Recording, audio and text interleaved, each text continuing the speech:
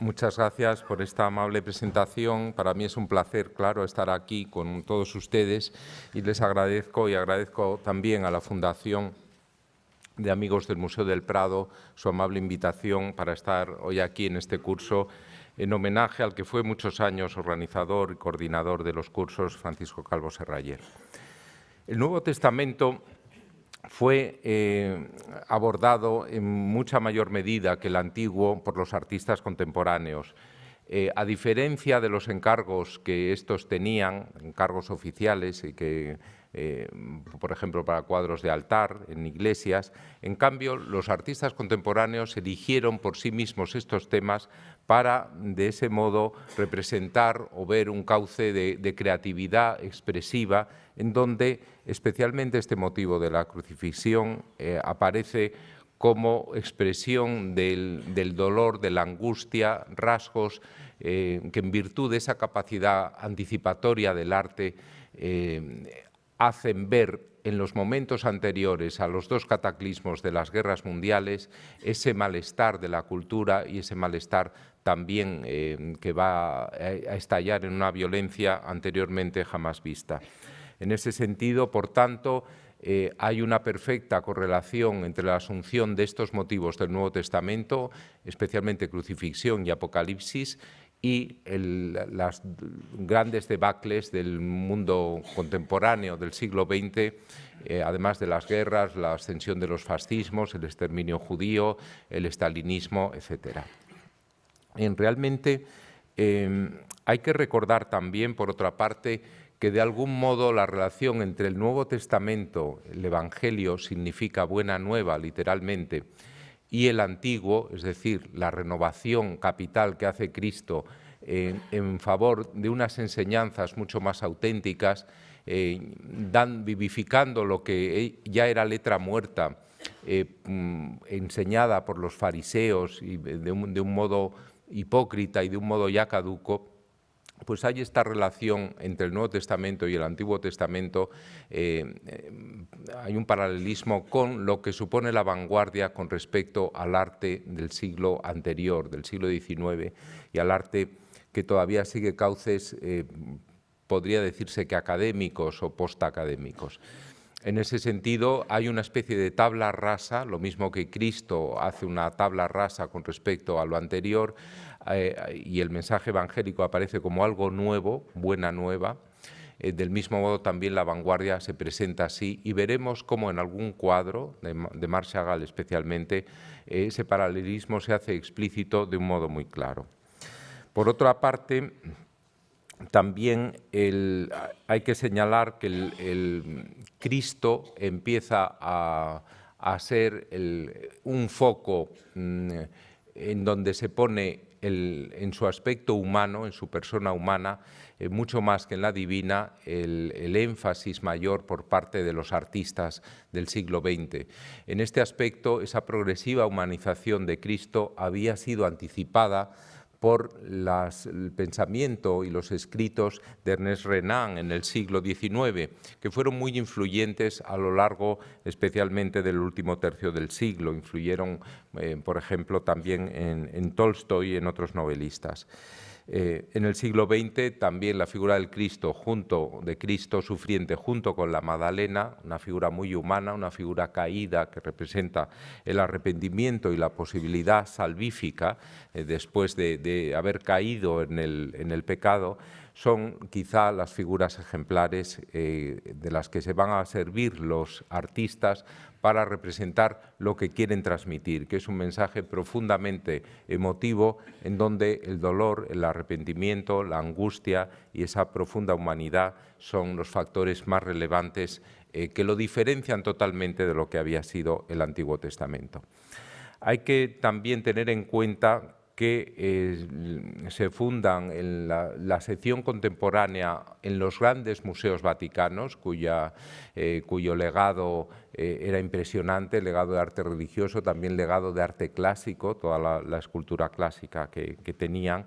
Pero este proyecto, el proyecto de Pablo VI, se fundó no tanto en el arte estrictamente religioso cristiano del siglo XX, sino más bien se puso el énfasis en el sentido de espiritualidad que atravesó esta centuria, ¿no? Y que realmente pues, tiene su plasmación en muchas de las obras que, sin ser específicamente de tema cristiano o de artistas que profesen una fe cristiana, sí que en cambio pues, sirven como cauce para representar esa espiritualidad. Pablo VI fue, de hecho, el papa que mayor atención dedicó al arte en los últimos pontificados. Él se encontró en el año 64 con creadores plásticos y se refirió, además, explícitamente al alejamiento relativo entre la religión ortodoxa católica y el arte en algunas de las prácticas que en los años 60 estaban en boga. Y otro papa que también de algún modo pues, se refirió al arte contemporáneo fue Juan Pablo II en una carta dirigida a los artistas en el año 99, en donde abogaba precisamente por esto mismo que Pablo VI había anticipado, ¿no? Es significativo que el gran artista del siglo XX, el artista por excelencia que es Pablo Picasso, haya acudido al tema, sobre todo de la crucifixión, en numerosas ocasiones. Este tema es verdaderamente el básico y el crucial en todo el siglo XX para todos los artistas. Realmente él, cuando todavía tiene 15 o 16 años, aborda el motivo haciendo hincapié en algo que va a ser muy característico de Picasso, que es el carácter físico del sufrimiento profundamente corporal. Hay esta explotación del sufrimiento corporal extremo es muy característica en este artista, que en su cuadro, en una de sus obras maestras, como es el Guernica, lo asocia al sufrimiento físico del caballo para, a partir de esa impresión física profundamente mostrada, llegar a un estadio pues, de despertar en el espectador una incomodidad enorme. En este sentido, Picasso es el antecedente de Bacon y por eso los he expuesto como principio y final de la conferencia. Bien, después de esta obra, que es algo más que un ejercicio, no se puede considerar desde luego una academia, fíjense que está trabajado con los tonos ocres habituales en esos momentos, no solo en la pintura de Picasso, sino en la pintura de los artistas que trabajaban en estos años 90, pero a partir de ahí, y ya cuando Picasso empieza a ser un creador con una personalidad artística propia, que es el periodo azul, si Picasso hubiera muerto en 1904, hubiera seguido teniendo un lugar en la historia, no tan relevante, pero sí un lugar importante, porque la creación del periodo azul es algo que verdaderamente denota ya una personalidad artística independiente y propia. Por más que detrás de este periodo azul podemos buscar y encontrar las influencias del Greco, las influencias de Pierre Puvis de Chavannes o de los pintores simbolistas, como puede verse en esta obra, Las dos hermanas, que se ha relacionado con la Visitación Dumbarton. Es curiosa esta relación porque realmente cabe dudar de que Picasso en esta época hubiera podido ver este cuadro que todavía estaba en España, en el convento de Daimiel, en Ciudad Real,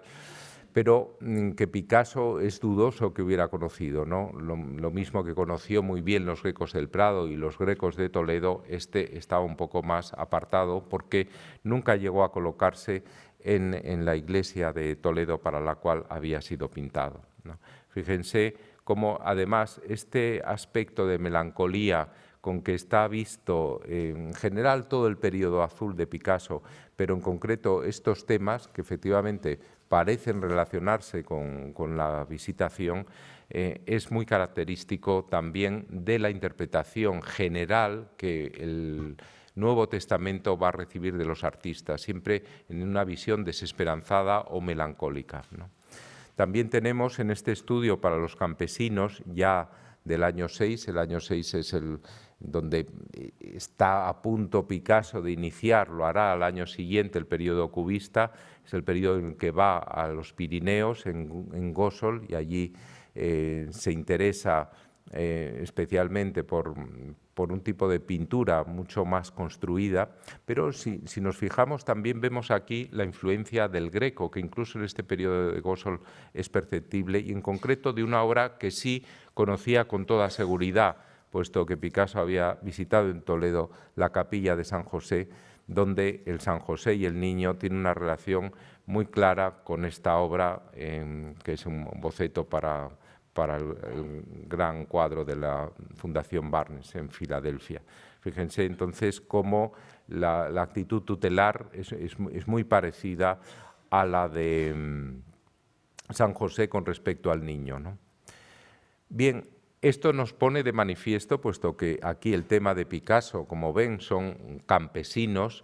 una transposición del lenguaje iconográfico religioso del Nuevo Testamento hacia un motivo secular, un motivo no religioso, pero que en los artistas empieza a darse, y en Picasso con mucha frecuencia. Y es el caso, sobre todo, del gran cuadro que él vio en el estudio de Zuloaga en 1905 en París. Él lo compra a Zuloaga en un viaje a España que hace con Rodin, y Rodin le dice: no compre usted este cuadro, que es muy malo. Por suerte Zuloaga no le hace caso y efectivamente lo compra, y de aquí nada menos, en buena medida, sale el cubismo. Fíjense que en concreto Las señoritas de Aviñón se hace después de haber visto Picasso esta obra, y realmente es una transposición además al tema antitético. Se pasa de un tema religioso a un tema de burdel, como podemos ver aquí. Pero esto a Picasso no solo no le importaba, sino que le gustaba o le atraía, porque lo hace en distintas ocasiones. William Rubin, en sus estudios sobre la invención del cubismo, destaca por encima de la influencia de Cézanne la influencia del Greco, y en concreto de este cuadro, para explicar por qué surge de este modo inopinado, inesperado, intempestivo, y de este modo sorprendente este cuadro de Las señoritas de Aviñón, que está pintado realmente en una fecha, como vemos, enormemente temprana, y que tiene que ver muy profundamente con la asimilación del lenguaje del Greco y, por tanto, de una pintura religiosa como era el Apocalipsis. Pero también lo vemos muy poco después, ya Picasso inmerso en la fase cesaniana, la segunda después del cubismo negro, en los años 8 y 9, cuando Braque parece tomar la delantera, porque Braque, como francés, es muy afín al espíritu cesaniano. Sin embargo, Picasso sigue manteniendo esa plasticidad, esa monumentalidad, y vemos cómo en estos Panes y Frutero en una mesa, cuadro que estuvo aquí, como también estuvo en la visión de San Juan, no Las señoritas de Aviñón, esa no salió del MoMA en muchos años, y realmente, pero esta obra sí que la pudieron ver aquí, y es una obra magnífica que parte de una visión esta del carnaval en la taberna, que es una visión de la Última Cena, inspirada en la Última Cena. De hecho, las radiografías del cuadro grande denotan, si se ve la flecha, me parece, denotan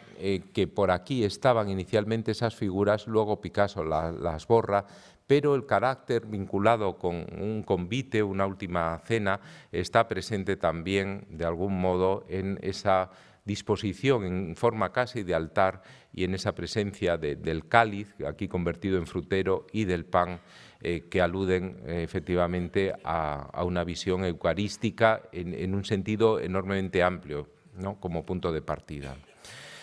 Pero después del cubismo, en la vuelta que hace el lenguaje figurativo más explícito Picasso,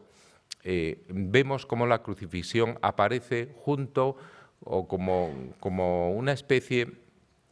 de antítesis de lo que va a predominar en ese momento en su obra, que es el lenguaje clasicista, sobre todo después de la visita a Italia y de la recuperación de lo que va a llamarse el retorno al orden, ¿no? Vemos ya que después de esto viene todo el surrealismo, el periodo Dinard, en los años 25 en adelante, al 30, y ya estos biomorfismos que pueden ver aquí, estas formas como celulares que se ven en esta crucifixión, una obra enormemente importante, enormemente valiosa como precedente. Vamos a ver si logro recuperar la flecha. Aquí está. Fíjense cómo la figura de Cristo es una figura que parece neutra, parece un ídolo cicládico o una forma celular. Uno de los biomorfismos que habían cultivado artistas próximos a Picasso, pero más jóvenes, como eran Joan Miró o Hans Arp,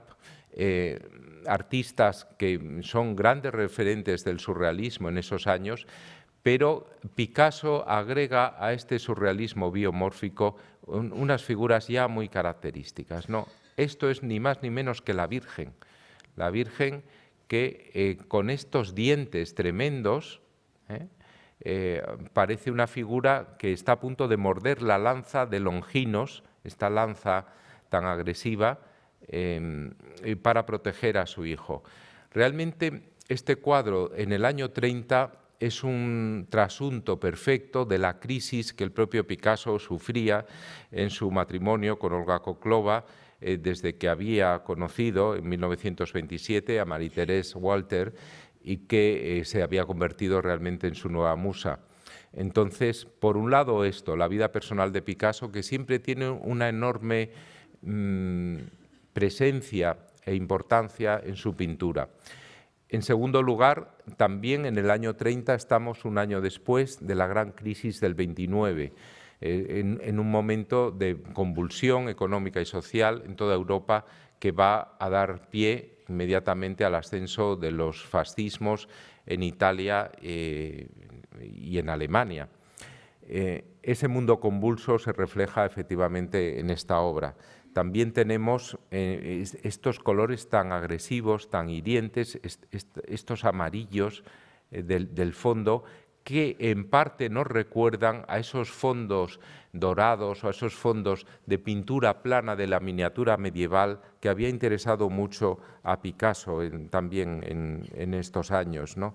Y esta influencia de un arte anticlásico, después de haber pasado por el periodo surrealista, es muy fuerte en Picasso también, ¿no? Fíjense que el momento elegido es aquel en el que Cristo está siendo clavado a la cruz por este personaje, este soldado, que le está clavando las manos en el madero. Es decir, que no es un descendimiento como casi siempre que aparece la escalera en esta tradición. Fíjense además que la figura de Cristo ocupa un lugar muy alto y esto nos recuerda la crucifixión de Manteña, que también presenta las figuras de los crucificados en el borde superior, pero ¿dónde están los ladrones? Solo hay un crucificado, aquí vemos una cruz y aquí que los ladrones están ya convertidos en cadáveres en el borde inferior del cuadro, sometidos a una especie de descuartizamiento o de dislocación por lo menos, y con un precedente clarísimo con las figuras que están en la parte inferior del Guernica, la figura del guerrero desmembrado que de algún modo está anticipado por estas figuras del buen y del mal ladrón, ¿no? Bien, aquí está también a la derecha, vemos la figura de la Magdalena con los brazos hacia arriba, esta figura tan pre-pop, podríamos decir, ¿no? Tan inquietante, parece aludir con esta sonrisa maléfica, pero tan elemental, por otro lado, parece aludir pues, al regocijo de los fariseos cuando pues, llega a término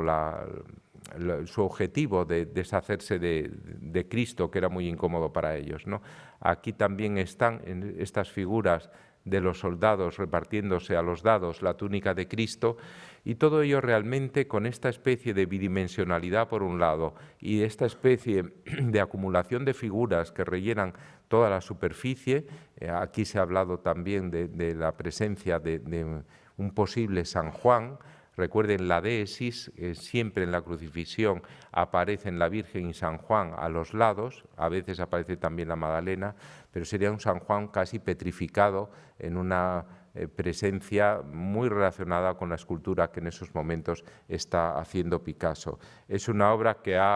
está sujeta todavía a multitud de interpretaciones porque, como siempre en las obras maestras, especialmente las de Picasso, queda todo abierto. ahí, ¿no? Es la obra clave del Picasso en relación con el Nuevo Testamento. Pero también en estos años la crucifixión, después de haber hecho esta obra, es objeto de una serie de recreaciones, como vemos aquí, a la Aguada, en esta serie de obras. Nos recuerda mucho la escultura de Boisloup que está haciendo paralelamente Picasso, esa escultura que se relaciona con la de Arp, con la de Giacometti, no el Giacometti estilizado después de la guerra que hemos visto en la exposición aquí, sino el Giacometti todavía surrealista de los años 30, con lo que va a hacer Moore enseguida también, y que realmente no, es una recreación de estas formas escultóricas disociadas, dislocadas, convertidas en formas celulares y por tanto más universales. Ya no es un Cristo concreto el que se representa o una Virgen concreta, sino que son como embriones de formas vitales que por tanto tienen una significación muchísimo más amplia o muchísimo más universal. Es la vida sufriente la que se expresa, no es ya ni el Cristo divino ni el Cristo siquiera humano, es el Cristo reducido a una célula embrionaria, pero que sigue siendo crucificado y que sigue siendo, por tanto, injustamente maltratado, ¿no? Es decir, es una defensa la que hace aquí Picasso de la vida en unos momentos también en donde se está aproximando, pues el nazismo va a llegar al poder al año siguiente, ¿no?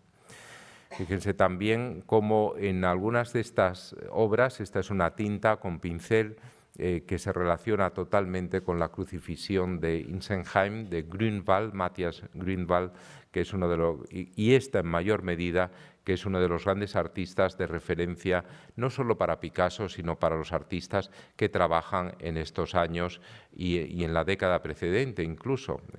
artistas como Massens, como Nolde o como el propio Picasso, como vemos aquí, ¿no? Fíjense la relación que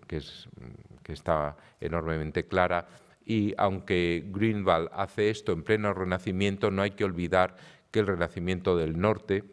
el Renacimiento de Alsacia, de la Alemania del norte, en este caso es verdaderamente expresivo y todavía alienta en él todo ese carácter enormemente angustiado de las figuraciones bajomedievales en estos países. Vuelve sobre las crucifixiones, aquí con un papel protagonista de la figura de Longinos. Fíjense también aquí la figura femenina, cómo ya ha hecho el Guernica Picasso cuando hace esta obra, y fíjense, por tanto, la figura del Cristo, cómo nos recuerda la figura de la madre con el niño en brazos, que es realmente también una figura sacrificial, ¿no? Una figura que sufre injustamente y que su sacrificio aparentemente no sirve de nada, es todo enormemente cruel, ¿no? También esa transposición de estas otras figuras femeninas, sea la Virgen, sea la Magdalena, pero en un aspecto de sufrimiento puramente físico que la reduce a ese desnudo, que en este caso no es sacrílego como en otros casos en Picasso, pero sí que cabe verla representada como esa pulsión de destrucción sufrida por obra, en el fondo, del poder, ¿no? Posteriormente Picasso vuelve sobre los temas cristológicos ya en los años 50, mezclados con su tema por excelencia, que es la tauromaquia, y vuelve en esta serie de litografías que edita el Círculo de Arte en 1959, en donde están las figuras claves, el caballo, el toro y la figura de Cristo, asociadas con el Cristo de Torrijos, recordando el milagro histórico, el milagro que presuntamente ocurrió en 1600 en Sevilla, con el hallazgo de este Cristo de Torrijos, que habría salvado de la muerte a un picador al arrojarle un capote cuando estaba acosado por el toro, ¿no? Realmente vemos cómo es un tema que sigue interesando a Picasso, incluso en una época como es los años 50, que estaba haciendo un tipo de cosas totalmente diferentes a estas, ¿no? Bien, en las órbitas del cubismo, las representaciones del Nuevo Testamento son también importantes en algunos artistas. El caso del mexicano Diego Rivera, que está entre París y Madrid, y Toledo también, conoce muy bien al Greco, que es uno de las grandes referencias de su obra, como vemos aquí, pero igualmente recurre al arte bidimensional, como vemos en esta Virgen que parece un triángulo, es decir, es casi un icono bizantino,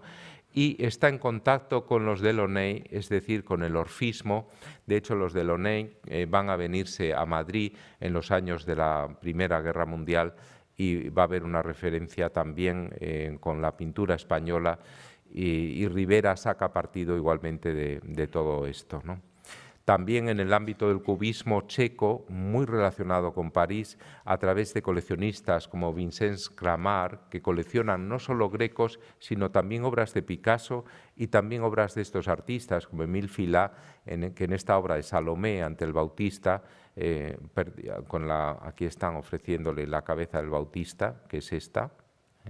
la pueden ver, después de haber bailado en presencia de Herodes. Es un tema que nos recuerda mucho la cena en casa de Simeón del Greco, ¿no? Una de las obras que tuvo en cuenta sin duda Émile Fillat, que también tiene en cuenta al Picasso analítico en esta época muy temprana, en 1911, en donde la monocromía de la composición está presente y también el grado de descomposición analítica máximo en estos años, que son los años cruciales del cubismo, ¿no? Es muy interesante esta deriva y también la asunción de temas del Nuevo Testamento por parte de estos artistas checos. Pero el caso realmente que, a diferencia de los que hemos visto, va a utilizar como tema por excelencia de su pintura el Nuevo Testamento es el de Georges Rouault. Rouault es discípulo de Gustave Moreau, el gran pintor simbolista, para el cual el tema religioso era muy importante también. Recuerden la Salomé, recuerden también la presencia de Cristo y de los sacrificios. Y en el atelier de Moreau, además, se formaron muchos de los pintores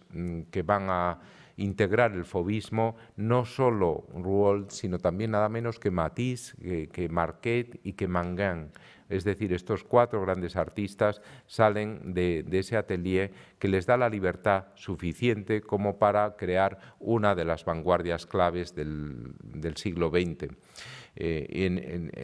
Cronológicamente, además, la primera. En este sentido, Rouault es, entre todos los fauves, aquel que se siente menos atraído por la viveza del color y más atraído, en cambio, por la expresividad profunda e intensa.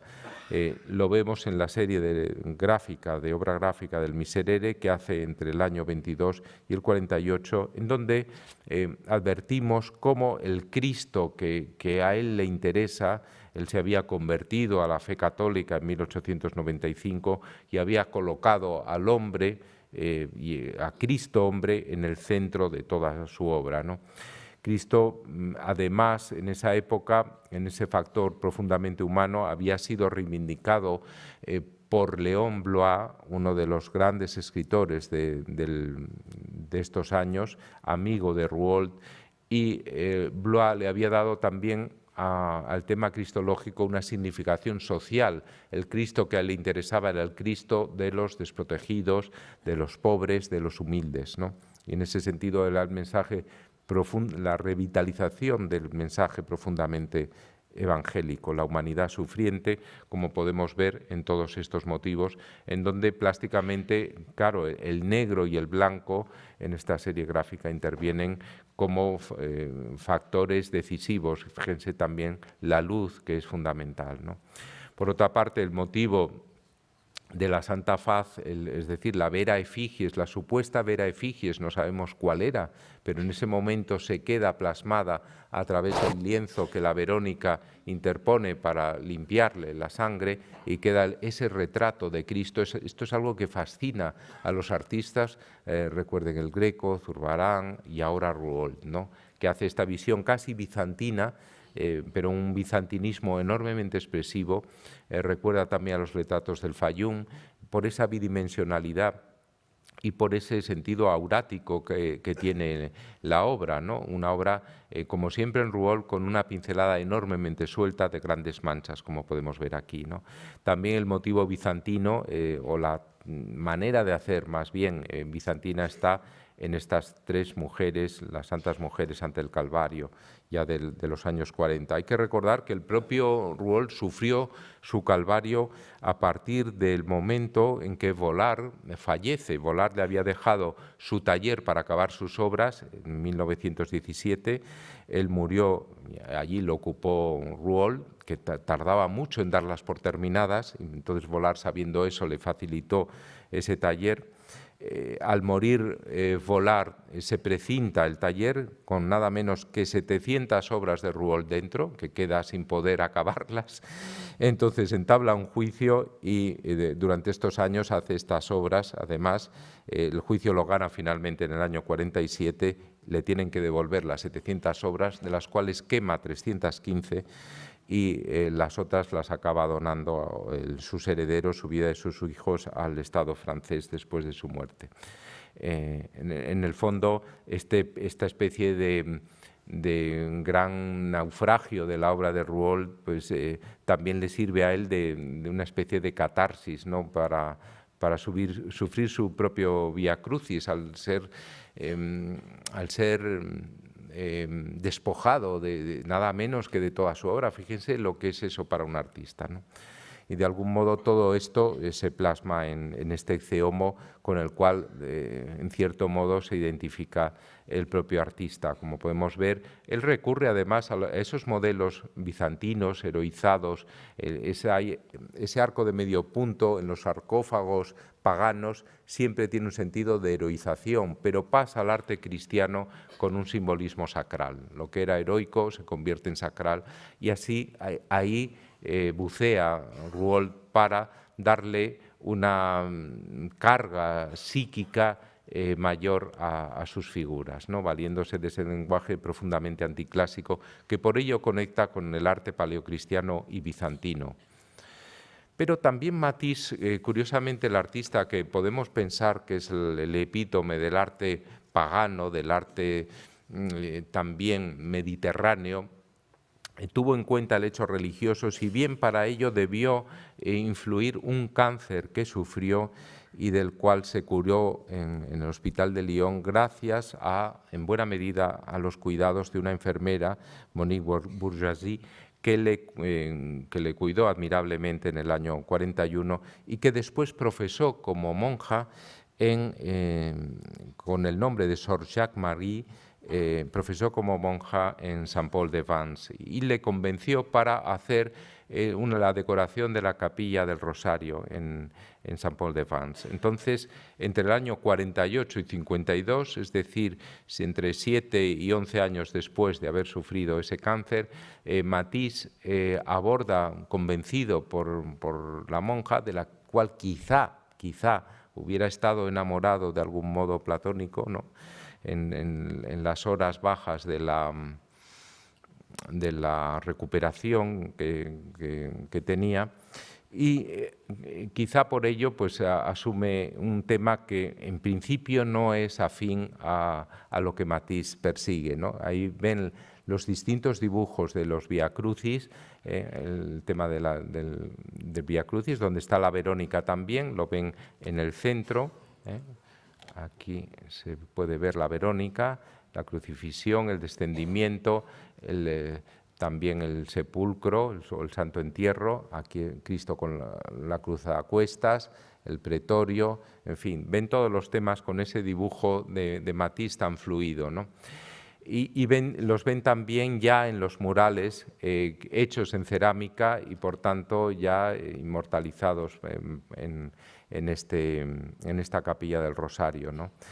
Pero lo más interesante es la vidriera y lo que más denota la asimilación peculiar por parte de Matisse de los temas del Nuevo Testamento, uno de los cuales es el Apocalipsis. Ya veremos cómo el Apocalipsis aparece en la visión de los artistas alemanes de modo totalmente diferente. Pero aquí, después de nada menos que una Segunda Guerra Mundial, cuando Matisse ya sufre una artrosis y le es muy difícil pintar, de hecho le es más fácil recortar estas formas con cartulinas, y entonces hace los cartones para estas vidrieras fijándose en este párrafo del Apocalipsis que les voy a leer. En medio de la calle y a un lado y otro del río había un árbol de la vida que daba 12 frutos, cada fruto en su mes, y las hojas del árbol eran saludables para las naciones. Es decir, vuelve a ser la alegoría de la Edad de Oro que Matisse persigue una y otra vez a lo largo de toda su vida hasta el final, ¿no? Esa especie de Arcadia a la cual llega a través de la pintura, que para él debe ser algo placentero, algo también, no diré salvífico, porque me parece quizá excesivo, pero sí una vía de reencuentro del hombre con la felicidad perdida, que está en Horacio, que está en Virgilio, que está en la Arcadia y que está en este Mediterráneo intemporal que él persigue, incluso en el hecho religioso. Muy distinta es la aproximación de Marc Chagall, un pintor que va a ir desde su Bielorrusia natal, en Vitebsk, a París, en donde va a conectar ya desde principios de la segunda década del siglo con el cubismo, es decir, con los movimientos de renovación. Entonces, la aproximación de Chagall, que es un pintor de origen judío y un pintor muy concernido también, aunque no profesa, realmente no practica el judaísmo, pero sí está concernido con estos motivos y da una versión de la crucifixión sincrética entre el cristianismo y el judaísmo, que ya en parte se advierte aquí en esta obra, donde la figura de Cristo también ocupa, como en Mantegna o como en el Picasso de la resurrección, de la crucifixión, la parte superior de la composición, ¿no? Con las otras figuras en la parte inferior, ¿no? Fíjense también que aparecen el sol y la luna, que eran los dos grandes motivos de los ábsides paleocristianos y bizantinos, para dar una dimensión cósmica a la crucifixión. Tiembla la tierra cuando Cristo muere. Entonces se representa la figura de Cristo con un lado el sol y el otro lado la luna, y eso le da esa significación cósmica que también reflejan las miniaturas de plena página a partir del siglo VI especialmente, en el arte paleocristiano y bizantino. Bien, y aquí tienen lo que les decía de la buena nueva expresada por Chagall en Vitebsk, cuando la revolución rusa ha triunfado y cuando él ocupa un cargo de impulsor de las artes, de la enseñanza, del cual pronto se desengaña en cuanto las directrices del comunismo apartan a los artistas de la libertad creativa. En este sentido, se ve aquí, Visión lo titula, autorretrato con musa, aquí es el propio Chagall el que está pintando como al dictado de la musa. Pero ¿este esquema cuál es? Pues este es el esquema de la Anunciación, como podemos ver, ¿no? Es el mismo esquema de la Anunciación del Museo de Budapest, que está presente también en la obra de Chagall de un modo casi literal, como pueden ver, ¿no? Es decir, la buena nueva es la nueva de la vanguardia, del nuevo arte, que además se difunde a través de estos círculos geométricos que la expanden en todo el mundo, ¿no? Y que realmente también vemos el recurso a la geometría, el recurso al postcubismo, por el cual había pasado también Chagall, y el recurso también a un lenguaje en donde los azules y los grises son un trasunto enormemente metamorfoseado por obra de la inventiva y de la creatividad del artista, no es una copia, sino que es una creación autónoma y muy relevante, ¿no? También después Chagall, que va a viajar por España en los años 30, va a ver las obras del Greco y de la gran pintura religiosa del siglo de oro en España, y va a afrontar los temas religiosos como la Virgen, con los rasgos de Bella, su amada, como vemos ahí, además una Virgen sensual, con los pechos marcados, como vemos, virgen que tiene a su hijo como trono, una Virgen Teótocos, pero con la presencia de estos personajes tan característicos de Chagall que están volando, que están igual que la propia Virgen, ¿no? Es decir, con la búsqueda de un mundo trascendente, espiritual, del cual el arte es vehículo o es elemento transmisor que supera la contingencia de la vida real tan limitada y tan dolorosa en la que en pleno año del 38 al 42, es decir, el año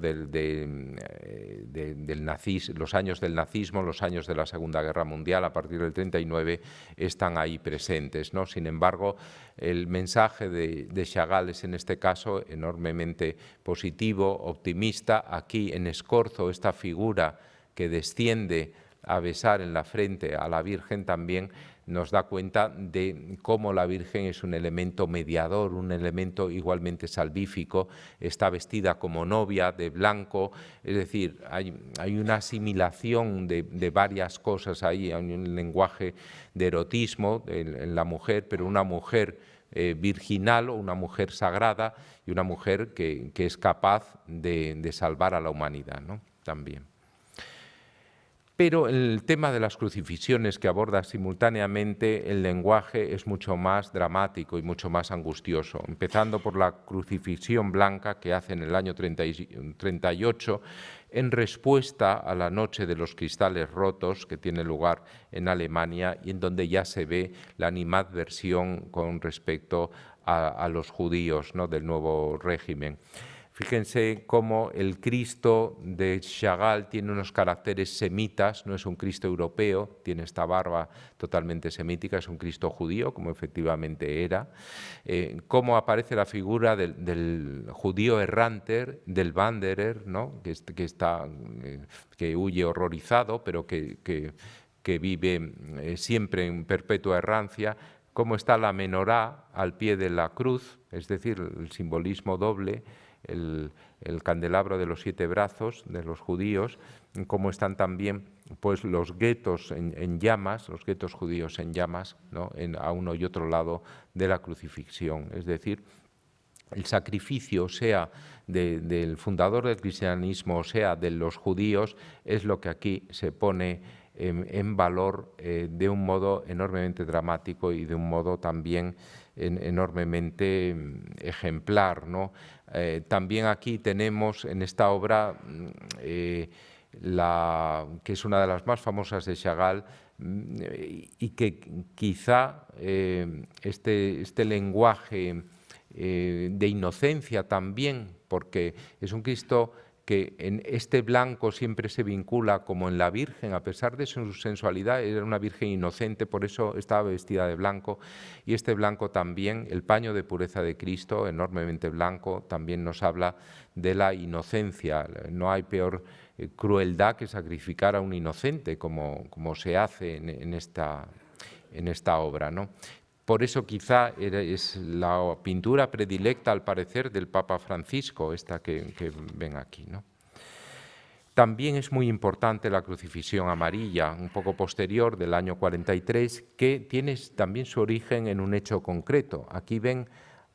algo que es un naufragio, es un barco naufragado, y efectivamente en el año 42 un barco de pasajeros, el Stuna,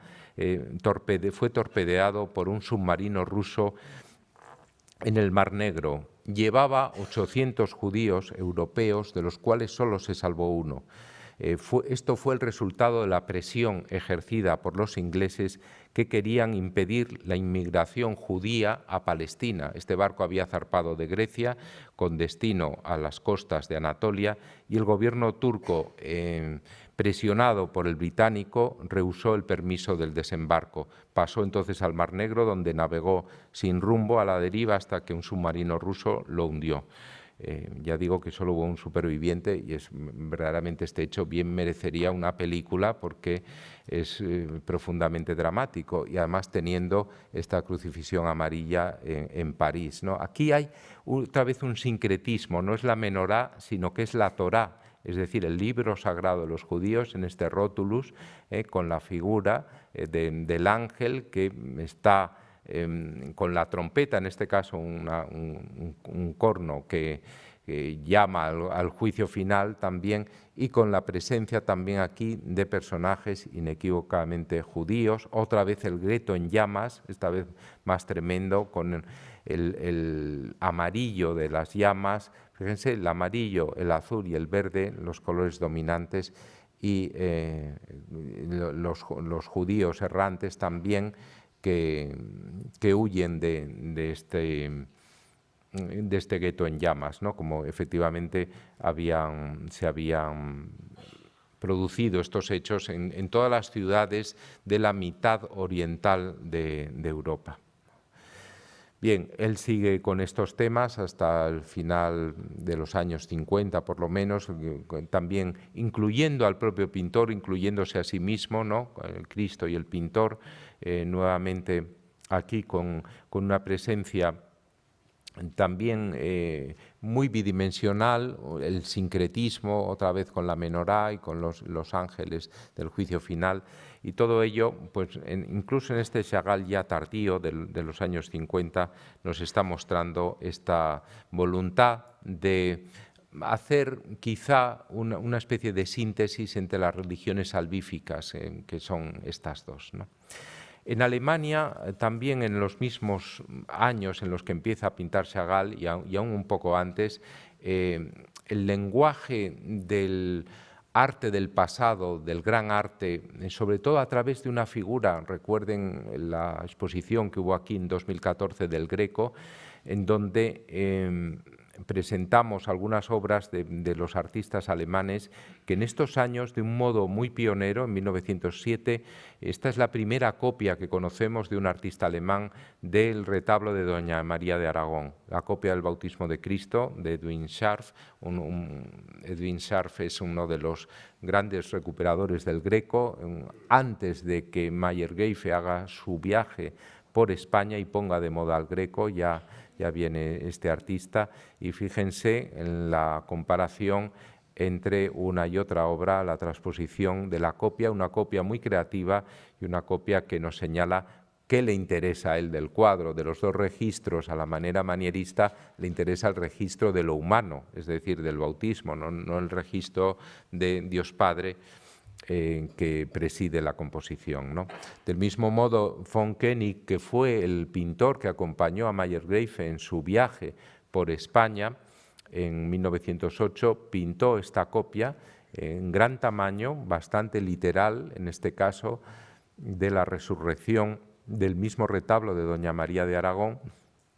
y además pintó de la Pentecostés, de ese mismo retablo, esta otra copia que es enormemente creativa, mucho más bidimensional que un cuadro que ya propende en sí mismo a lo bidimensional y que nos da idea también de esta búsqueda de algo diferente, de un lenguaje nuevo, que es el lenguaje que van a hacer los expresionistas, que van a ver en el Greco un cauce para el afán de renovación que a través de su pintura van a conseguir. Fíjense en esta otra inspiración. Esta es la copia para mí más alucinante de cuantas han hecho del Greco, porque no es una copia. Si no lo sabemos sería muy difícil averiguarlo, ¿no? Fíjense, Cristo en el Huerto de los Olivos, a partir de esta obra, puesto la de Andújar en Jaén, pero había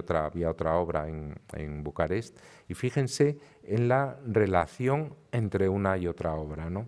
Cómo aquí se transfiere a un lenguaje absolutamente moderno, totalmente eléctrico, ¿no? Enormemente nervioso, de manchas, que hacen de Korteweg uno de los artistas más felices en la interpretación del Greco.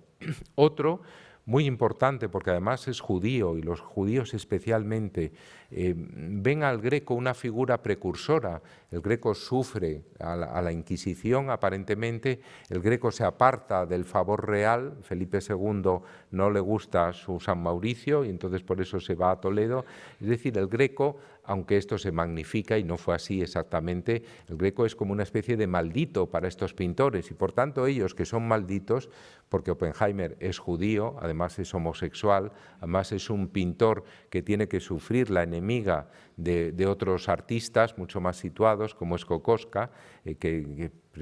que dice que le copia a Oppenheimer a él. Entonces es un artista en cierto modo igualmente maldito. Entonces toda esa tensión expresiva se vuelca aquí en esta flagelación impresionante, en donde esta aridez del color, esta presencia de los grises, pues nos está señalando pues ese gusto por extremar el sufrimiento físico en esta pintura expresionista, en los temas precisamente cristológicos que son la crucifixión y son los de la pasión de Cristo.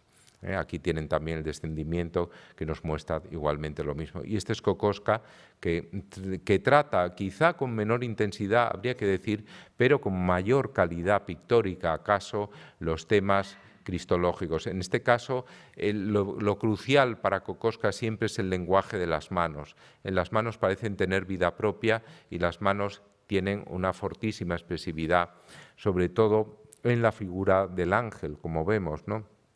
Es una figura del ángel muy ambigua, casi parece una mujer, como pueden ver, ¿no? Emil Nolde es un pintor danés que convierte su apellido, que es Hansen, en el toponímico del lugar en el que nace y que se va a Alemania, va a trabajar en Alemania. También es un caso de pintor en cierto modo maldito porque sufre la enemiga del presidente de la secesión berlinesa, que es Max Liebermann, un pintor muy situado, un pintor también de la que podríamos comparar más o menos con lo que hace Sorolla. De hecho, cuando Sorolla va a exponer allí, Liebermann se opone también mucho a él porque ve que está siguiendo un camino que en cierto modo se puede asimilar con el suyo, ¿no? Pero esta pintura tan brutal, tan tosca, tan directa, choca totalmente con todo lo que entonces se puede defender, no solo desde la academia, sino incluso desde la secesión, que va más allá de la academia. Para Nolde, que es un pintor con una formación en artes industriales, un buen xilógrafo, pero alguien que no tiene la formación pictórica, por ejemplo, de un Kokoschka y que, por tanto, pues resuelve, como vemos, los rostros de esa manera tan elemental, pero tan directa y tan efectiva como vemos aquí, ¿no? Algunos de estos rostros de la Pentecostés nos parecen calaveras, ¿no? Como este que está aquí, ¿no? Recuerden también, hay un contacto de Nolde con Munch, algunos se lo habrán planteado también, ¿no? Aunque no congenian en absoluto. Die Brücke, el puente, que es el primer grupo expresionista alemán, le invitan a exponer con ellos, pero luego ya va por libre y hace esta serie de obras en el año 9 en Dresden, obras que están entre lo más conocido de su trayectoria. Fíjense cómo Cristo aquí se acerca a los niños. Aquí estamos viendo la influencia enorme de Gauguin y de Van Gogh, los dos grandes pintores del postimpresionismo que están influyendo en este momento a la pintura alemana y que además trataron los temas de Cristo. Los dos, Van Gogh era profundamente religioso, llega a la pintura desde la predicación religiosa, Gauguin no, pero también en su pintura tenemos los Cristos amarillos de los Calvarios bretones de la segunda mitad de los 80. Y fíjense, en cambio, los apóstoles, cómo están en un colorido oscuro, negro, como son figuras negativas al lado de las figuras positivas, con esta creencia en el valor emocional del color que ya había teorizado Holzel, que es uno de los maestros, además, de Nolde. En estos años, y el valor emocional del color lo va a difundir sobre todo el grupo Der Blaue Reiter, principalmente Kandinsky y Mark, ¿no? Fíjense la tremenda metamorfosis de los rostros con esas pupilas azules de Cristo, con esos labios rojos también, en una visión tremendista, podríamos decir muy bien, de la pintura, con un empaste enormemente fuerte, sin espacio apenas para respirar, con una profundidad en los años anteriores a la Gran Guerra, que son los mejores de todo el expresionismo centroeuropeo. O en este políptico de la vida de Cristo, ahí reconocen las distintos elementos, el motivo, el formato de políptico es un formato, como sabemos, bajo medieval, recuerden el políptico de Gante, de Saint-Bavon, Y fíjense en la crucifixión, en donde también el color amarillento nos recuerda a los Cristos amarillos de Gauguin, pero en cambio la transformación de las figuras con estas angulosidades nos están diciendo que estamos en el mundo del expresionismo alemán, ¿no? Aunque el pintor sea danés, pero está en ese ámbito cultural germánico, ¿no? Ahí está también Ludwig Meiner, uno de los pintores judíos del grupo de Patetiker, los patéticos, con Jakob Steinhardt, que aporta una visión novedosa y anticipatoria del apocalipsis. Estos paisajes apocalípticos están anunciando la Primera Guerra Mundial, de un modo clarísimo 2 años antes, ¿no? En pinturas que son enormemente elocuentes y que a veces introducen figuras, pero otras veces es solo esa convulsión de las ciudades y del paisaje la que se abre en una destrucción total de cuanto existe, ¿no? También en estos años el tema del apocalipsis, incluso a los expresionistas más moderados como August Macke, les interesa, como vemos en este dibujo, o la resurrección, Max Beckmann, aquí en este boceto que trajimos a la exposición, influido por un lado por el Greco y por el otro lado por Rubens también, como la gran obra de 4 metros que está en Stuttgart. O también como esta otra obra de 5 metros de ancho, en donde se mezcla igualmente esas influencias de la pintura bajo medieval y renacentista bajo un prisma enormemente expresivo. Fíjense aquí en este descendimiento de 1917 cómo esa estética bajo medieval de Grünwald, de Hans Baldung Grien y de los maestros alemanes del siglo XVI está muy presente en una obra realizada en plena Primera Guerra Mundial, ¿no? Como podemos ver. O también en este Cristo y la mujer adúltera, que también nos pone en contacto con el escarnio, el motivo del escarnio que también aparecía en Nolde, como vimos antes. Aquí es antes de la pasión de Cristo, pero la burla que hace este fariseo también está anticipando los temas de la pasión. Es muy interesante la deriva posterior de Beckmann en los Estados Unidos, después de pasar por Holanda, porque recurre a veces a estos temas también del Nuevo Testamento, como en la parábola del hijo pródigo. Es muy físico y muy carnal esta visión del prostíbulo, de las prostitutas que están despojando al hijo pródigo, que está pues verdaderamente aquí perdiendo ya el poco dinero que le queda, pero de algún modo está llegando a ese límite a partir del cual se va a regenerar, ¿no? Esto es muy importante para el siglo XX, cómo estos temas en los pintores todavía de esta generación nos presentan una posibilidad de regeneración, igual que en Otto Dix, otro de los pintores que había cultivado estos temas desde la nueva objetividad hasta los años 40. En Massens vemos, ya entramos en el surrealismo, ya muy rápidamente, para terminar enseguida, vemos la influencia también de Grünwald en esta crucifixión. Este es el origen del surrealismo, pero un surrealismo muy expresivo. Todavía el surrealismo se va a fundar en el año 24, pero este pintor va a ser uno de los grandes dadás y surrealistas. Todavía está en la órbita de lo expresivo, del expresionismo. Massens también va a sufrir la convulsión de la Primera Guerra Mundial y a partir de estos motivos va a llegar después de sufrir la influencia de Quirico en plena época surrealista a este cuadro sacrílego que es, pues bueno, incluye pues el castigo físico con, además de una madre que es la Virgen a su hijo, con el voyerismo de estos 3 testigos que son el Pope del surrealismo, André Breton, el autorretrato del artista, que es este, con estos ojos inquietantes que tenía Massens, y también de perfil el gran poeta Paul Éluard, ¿no? Es decir, es una visión totalmente transformada de lo que es el Nuevo Testamento, la infancia de Cristo, una visión sacrílega que bueno, pueden comparar con lo que había hecho Buñuel o con Benjamín Peret escupiendo al paso de unos religiosos, en fin, toda esta parafernalia propia del surrealismo en los años 20. Sin embargo, en De Quirico, que está en el origen del surrealismo y de Max Ernst, ya a partir de los años 20 recupera el lenguaje más clásico, el lenguaje, podemos pensar en Delacroix, que tiene este mismo tema,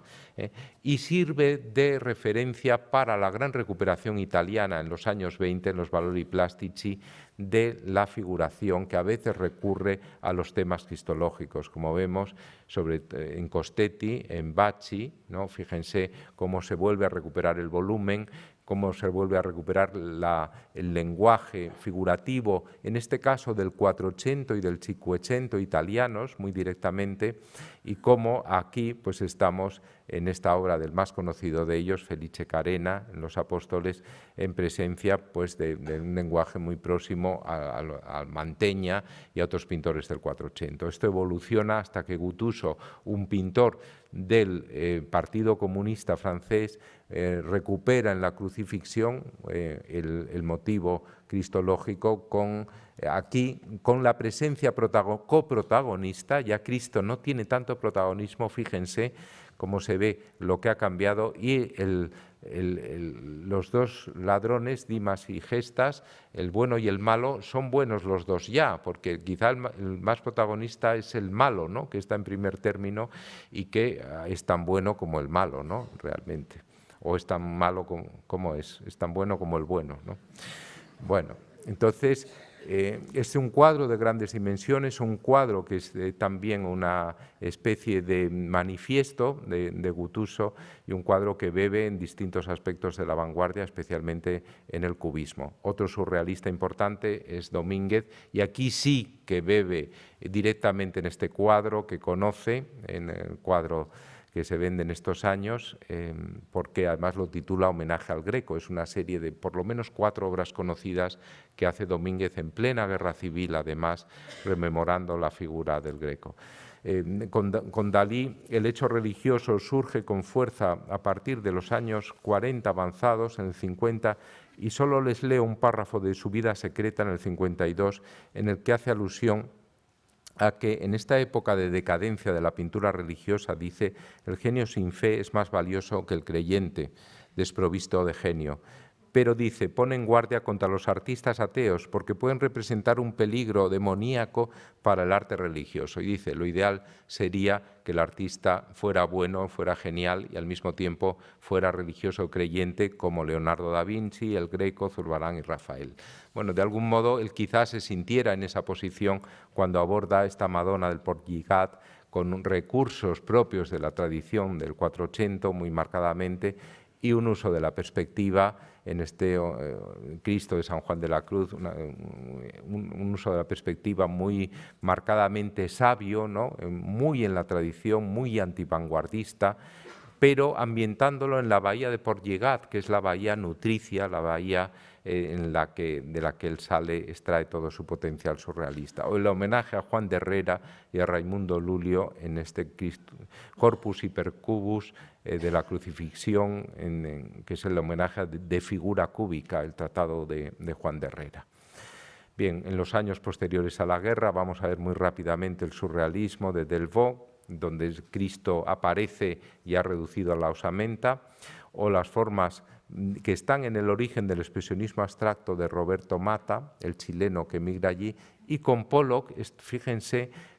cómo parte, como su maestro Benton, de los temas del Greco que él ve en libros, el libro de Harman y Legendre, con unas reproducciones de gran fuerza expresiva en las fotografías al carbón que ve, y fíjense cómo la continuidad de la copia de Pollock frente al carácter discreto de figuras autónomas que no establecen esa misma continuidad de la copia de su maestro Benton, ¿no? Otras copias magníficas, algunas de las cuales vimos aquí,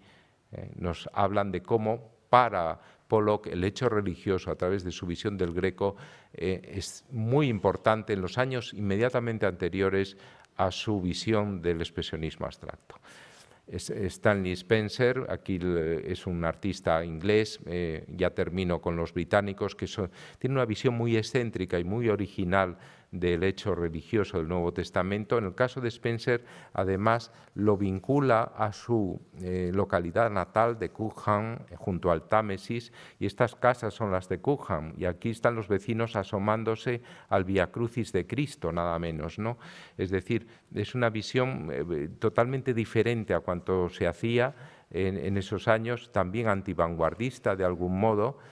Aquí lo vemos cómo está representado él mismo y su hermano asistiendo a la traición de Judas en el huerto de los olivos. Estos son los fariseos, una visión también enormemente rara. Eso es como un antecedente de Paula Rego en algunos aspectos, este pintor. Fíjense el expolio, pero sobre todo en la resurrección de los muertos, y sobre todo en este, que es tremendo, Cristo entregado al pueblo, en donde, a la masa, en donde esta figura tan agresiva del primer término es su segunda esposa, que parece que es una de las que va a apedrear a Cristo, porque su segunda esposa le deja sin casa, no tiene relación con él, es lesbiana y vive con otra mujer. No, le deja en la ruina prácticamente, Patricia Price, y verdaderamente es una relación terrible la que tiene ahí, ¿no? Es decir, aquí hay una transposición a una especie de autobiografía casi en clave cristológica del sufrimiento del propio Spencer, por otro lado buscado por él mismo, porque con su primera esposa no tenía estos problemas, ¿no?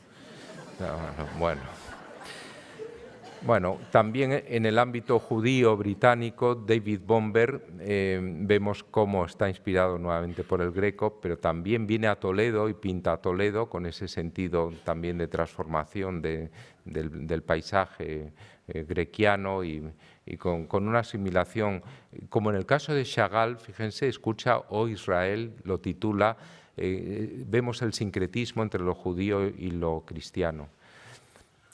Graham Sutherland, otro de los pintores que llega tardíamente en Inglaterra al arte, que se convierte al catolicismo en el año 26 y que empieza a pintar temas religiosos en estos años, en el 44, este descendimiento y estas crucifixiones que son preparatorias para el gran encargo. Esta es una excepción que le hace la iglesia de Northampton, que es la crucifixión que vamos a ver. Aquí está la influencia de Picasso, a quien conoce también en 1947, en este mismo año. Está la influencia del Guernica, cuadro que había viajado a Inglaterra en el año 38 y el 39, y esta serie de obras es de lo mejor que produce. Aquí está la definitiva en San Macio, ¿no? También este tetramorfos que sirve de base para un tapiz. Y termino ya con Bacon, que es el término final. Él empieza los temas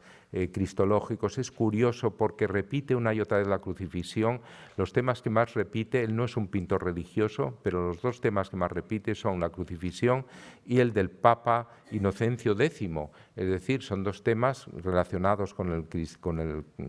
cristianismo, ¿no? Fíjense en esta versión tan temprana, con 24 años, una visión también que parece una radiografía enormemente interesante, muy creativa, y cómo a partir de los años 50 especialmente empieza a pintar una serie de crucifixiones tremendas, donde a diferencia de lo anterior no hay una especie de subhumanización, no es Cristo humano, ya no es que no sea divino ni humano, sino que es subhumano, es una especie de animal, además, que está a punto de, no solo está crucificado, sino que está a punto de ser devorado por este otro que le acecha. Parece que se inspiró para la figura del animal, ya no diré Cristo, porque no quiero yo decir sacrilegios tampoco, y fíjense, se inspiró en esta figura del acorazado Potemkin, ¿no? En los estudios para las crucifixiones ya en los años 60, que son los de más entidad en estos trípticos, vemos cómo el artista llega pues, a una visión que asemeja la figura de Cristo a una especie de carnicería, ¿no? Él dice, una de las cosas de la crucifixión es que más le interesan es que es un tema que tiene tal tradición, dice él, que de él se pueden colgar como de una percha toda clase de sentimientos y sensaciones, como lo han vertido todos los artistas a lo largo de la historia, ¿no? Para él, esta yuxtaposición con la imagen de la carnicería, por otro lado, le hace valorar la belleza en la vulnerabilidad de la carne, ¿no?